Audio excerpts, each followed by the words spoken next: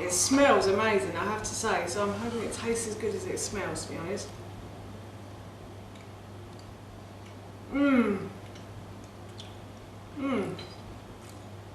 Yeah, it's really nice. It's kind of sweet with the chestnuts, which kind of balances the beans out. Sometimes beans can taste a bit bland, can't they? But it actually tastes, it's got a lot of flavour to it. I think that's because of the fresh oregano and... Hi everyone and welcome back to Cuties Kitchen, and if you are new here then hello and welcome. My name is Alexis, and in today's video I want to share with you how to make a delicious bean and chestnut loaf. As I just mentioned, today I want to share with you how to make a delicious bean and chestnut loaf. So this recipe is really easy to do, and I thought this would be a nice dish if you have vegans or vegetarians coming for dinner and you're not sure what to serve them. I'm sure all vegans and vegetarians love nuts and beans, so I thought I would throw the two together and I'd make this loaf. This would also be a nice dish as well if you don't fancy meat. I know that we tend to eat a lot of meat over Christmas, and this might be a nice break from meat one day during the Christmas period. So I have laid out all of my ingredients, and what I have done is I have soaked some dried beans overnight. So I've got about 300 grams of dried beans here that I soaked overnight. If you haven't got dried beans, then you can always use tinned, and I would say probably about 3 tins of mixed beans would be fine. So I've got a mixture of beans and chickpeas here. So as I said, I soak these overnight, and then I drain them in the morning, and then I cook them off on the hob with a little bit of salt and baking powder. That tends to cook them quicker and makes them softer quicker as well. And then I drain them again, and I'm just going to put them into my food processor. And I did want to say that I have done a video on how to cook beans and chickpeas, and I will link that in the description box below for you. So now I'm just going to add all these lovely beans to my food processor, and then I've got a bag of chestnuts here, so I've got about 200 grams of chestnuts going in, and I'm just going to add that in. And I'm also, those are cooked chestnuts, so if you do want to add chestnuts and you've got raw ones, then you will need to cook them in the oven, and most supermarkets provide how to cook them on the ingredients on the sleeve, I think it is. So I'm now going to add probably about 3 or 4 tablespoons of tomato puree as well. And then I'm going to add some tamari to this as well. So I'm going to add about 4 tablespoons of tamari. This is going to make a big loaf, so this will probably serve about 4 to 6 people. So this is for a lot of people. So if you wanted to make it smaller, then all you have to do is just reduce your ingredients. And then what I'm going to do is I'm going to add about 2 tablespoons of flaxseed as well. I think that's about 2 tablespoons.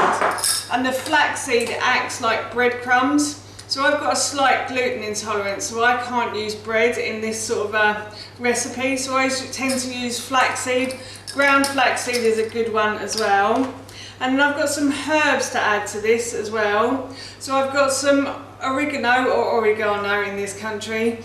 I've got some thyme, and I've got some rosemary as well. And that's just going to add a bit of flavour to the beans and to the chestnuts as well. So I'm just going to pop that in. And then I'm just going to add a wee pinch of salt. So a little bit of salt and a little bit of pepper as well. So salt and pepper to your taste. If you don't want to add it, then you don't have to. But if you want more, then obviously add more than that. And now what I'm going to do is I'm going to blend all of these ingredients together.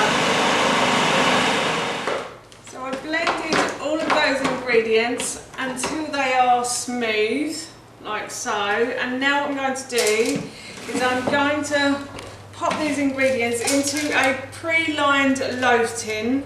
So in here I have just simply greased the bottom of the tin, then put a piece of greaseproof paper in, then grease that, put another piece of greaseproof paper in, and grease all of it together.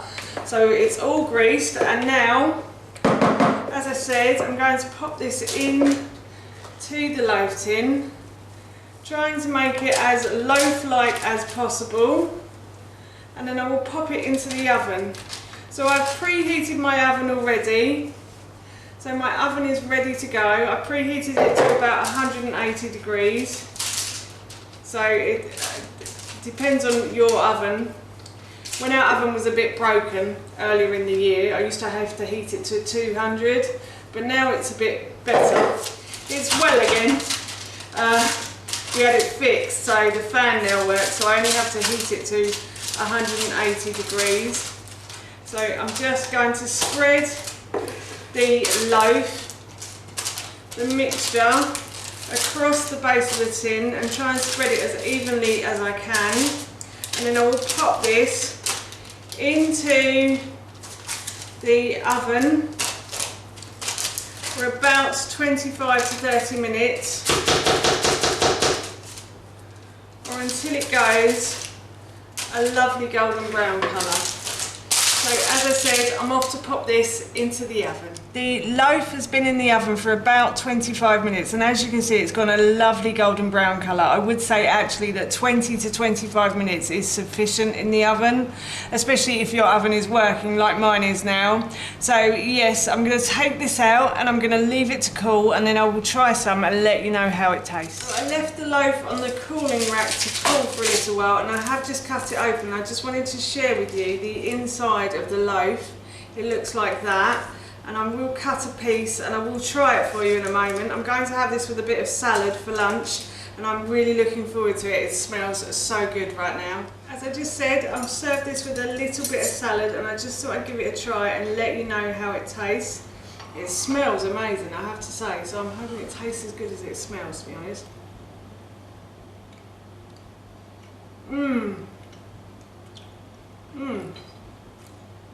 Yeah, it's really nice. It's kind of sweet with the chestnuts, which kind of balances the beans out. Sometimes beans can taste a bit bland, can't they? But it actually tastes, it's got a lot of flavour to it. I think that's because of the fresh oregano and thyme and rosemary. If you can't get fresh, then you can always use dried in this recipe as well. And this recipe is freezable too. So if you wanted to make this in advance of a meal, then you could, and then all you have to do is just heat it up on the day. All of the ingredients in this dish are freezable, so you can freeze it if you want to. But yes, that is definitely delicious, and I'm looking forward to my lunch today. That's how you make my delicious bean and chestnut loaf, and that recipe I will link in the description box below for you. As I mentioned earlier, I'm going to be having this for my lunch today, and it smells and tastes so good, I can't wait. So for now, that's it from me. Thank you so much for watching. Please feel free to give me a big thumbs up if you enjoyed this video, and please feel free to leave any comments below. And please don't forget to hit that subscribe button. See you all soon. Bye.